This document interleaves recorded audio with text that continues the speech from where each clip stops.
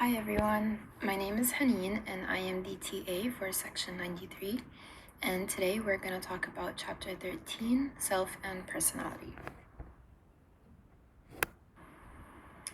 So we're going to start off by identifying the objectives we have for today's recitation assignment. So our first objective is to apply your sense of self by describing who you believe you are and provide an example of your self schema.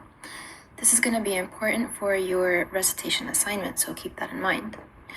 Our second objective is to identify and understand different theories related to self-esteem, those theories being reflected appraisal, self-compassion, and the sociometer theory. Our third objective is to identify different types of defense mechanisms and reflect on your own experiences in which you used a defense mechanism. Again, this will be important for your recitation assignment. Our last objective is to understand the differences between individualist and collectivist cultures and how they apply to your sense of self and the shaping of your personality.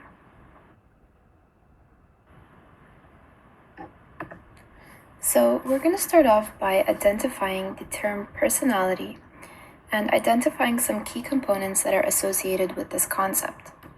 So a personality is defined as a person's typical thoughts, emotional responses, and behaviors that are relatively stable over time and across circumstances.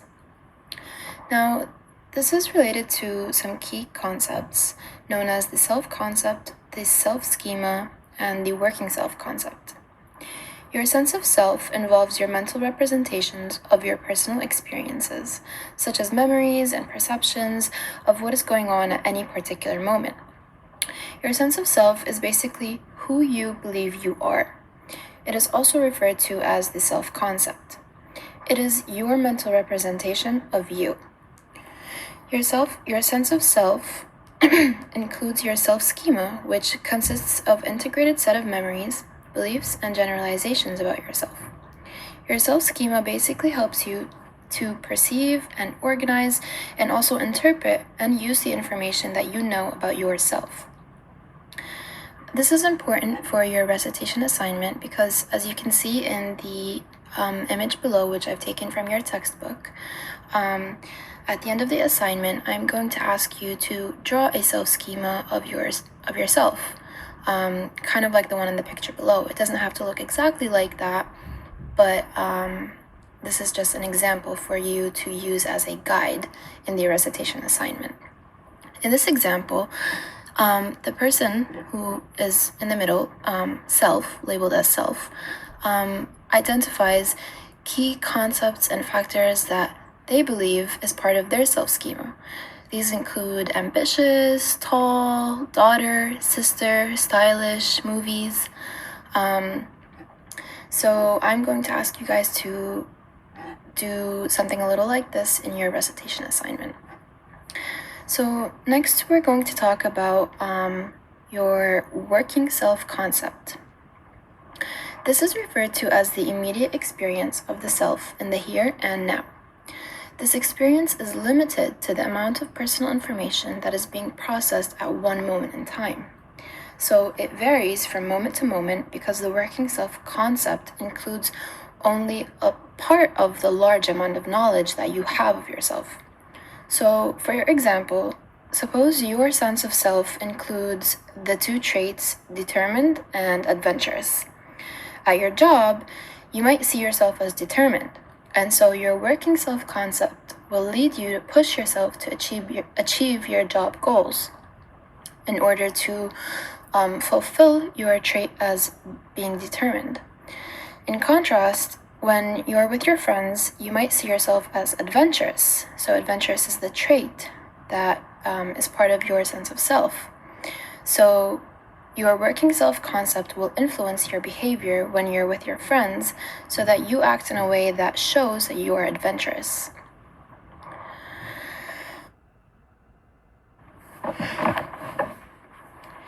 Next, we're going to talk about self-esteem. Your self-esteem is defined as how you feel about yourself, about your sense of self. So we have multiple different theories on self-esteem and how it is established. One theory which is known as reflected appraisal, proposes that self-esteem is based on how you believe others perceive you. In this theory, when you internalize the values and beliefs expressed by people who are important in your life, such as your family or your friends, you then adopt those attitudes and related behaviors as your own.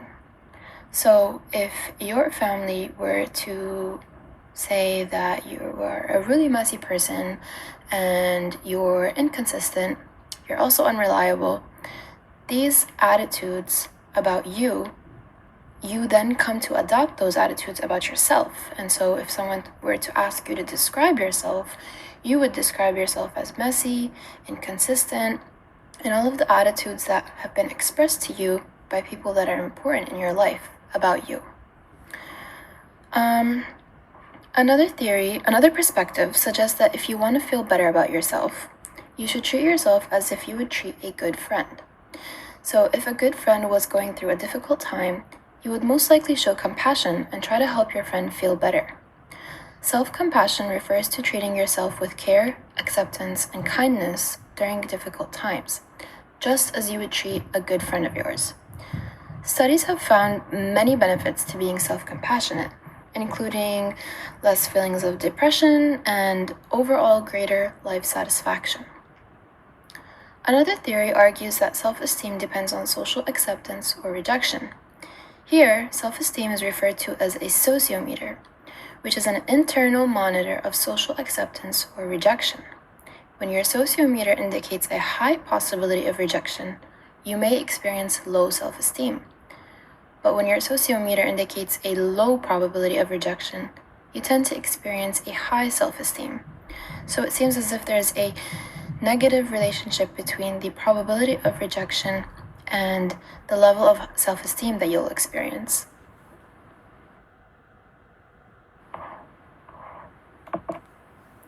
Next, we're going to talk about different types of defense mechanisms. So according to Freud's psychodynamic theory, defense mechanisms are unconscious mental strategies that the mind uses to protect itself from distress. However, according to contemporary researchers, defense mechanisms do not relieve unconscious conflict as Freud suggested. Rather, defense mechanisms protect your self-esteem. Different types of defense mechanisms are showed on the slide with examples provided. I'm going to go over a few examples and you can read the rest on your own time. You can pause this voiceover and read the rest of the examples. The first example I'm going to go over is for denial, which is the definition of a denial defense mechanism is refusing to acknowledge the source of your anxiety.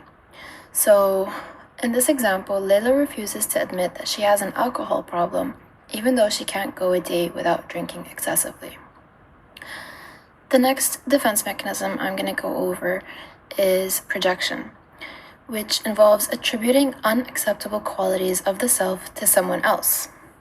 So an example on this, Adam cheats on his girlfriend because he thinks she's already cheating on him. So in this situation, Adam is attributing the unacceptable quality of cheating on your significant other onto his girlfriend rather than onto himself, because he is the one that is committing the unacceptable, or he is the one that has the unacceptable quality of cheating on his significant other, but he is projecting it onto his girlfriend. Another one is reaction formation, in which warding off an uncomfortable thought by overemphasizing its opposite is what someone would do. So an example is Simon is attracted to a person of the same sex, but bullies him for being gay. So in this example, Simon himself is gay, but because it is an uncomfortable thought for him, he overemphasizes the opposite by bullying someone else that is gay. And then the last defense mechanism that I will go over is sublimation. So what happens with sublimation is when you channel socially unacceptable impulses into constructive or even admirable behavior. In this example, Lakeisha has an eating disorder and becomes a nutritionist who works with people trying to lose weight. So, although Lakeisha herself has a socially unacceptable impulse, she is channeling it into a constructive and even admirable behavior by helping others lose weight. Your textbook also offers a lot of different examples, and some of the same examples that I have here on the different types of defense mechanisms. And I think that they are very simple and straightforward and easy to understand. So if these examples don't explain the material enough for you, I would suggest referring to the examples in the table in your textbook. Last, we're going to talk about the sense of self and culture. So, whether people view themselves as fundamentally separate from or connected to other people also affects the sense of self. This can sometimes depend on cultural differences. Some cultures emphasize the collective self more than the personal self. These are referred to as collectivist cultures, and some examples include those in Japan, Greece, Pakistan, and even China. Collectivist cultures emphasize connections to family, social groups, and ethnic groups. They also emphasize conformity to societal norms and group cohesiveness. Your book offers an example on how in Japan, people tend to dress similarly and respect situational norms. In such cultures, one's sense of self is heavily influenced by people's social roles and personal relationships. In contrast, individualist cultures emphasize individual rights and freedoms, self-expression, and diversity. Examples include those in Australia, Canada, New Zealand, and the United States. In America, people dress differently from one another. They cultivate personal interests, and they often enjoy standing out from the crowd. Parents and teachers encourage children to be self-reliant and to pursue personal success. Here, people's sense of self is based on their feelings of being distinct from others. Of course, you will always find variability within these broad patterns. Some people in collectivist cultures have independent senses of self, and some people in individualist cultures have interdependent senses of self. So these are just broad generalizations, and they do not apply to everyone within a culture. Finally, here we reach the assignment part of your recitation. So, in the assignment, we want to apply the knowledge learned in this video, excuse me, about, about self and personality through 3 open-ended questions and 2 true or false questions. The assignment won't have a time limit, and I would like you guys to upload all of your responses in a Word document, in a single Word document, and upload that as your submission to this recitation. If you have any questions related to the material, or just any questions in general, please feel free to email me, and I've provided my email address on the slide, or you can join me during my office hours, which are on Mondays from 8 a.m. to 9 a.m. So I hope this was helpful for you guys. Like I said, if you have any further questions, please don't be afraid to let me know. I will try to help you guys to the best of my abilities, and the other TAs are also available for questions and office hours. So good luck on the recitation assignment.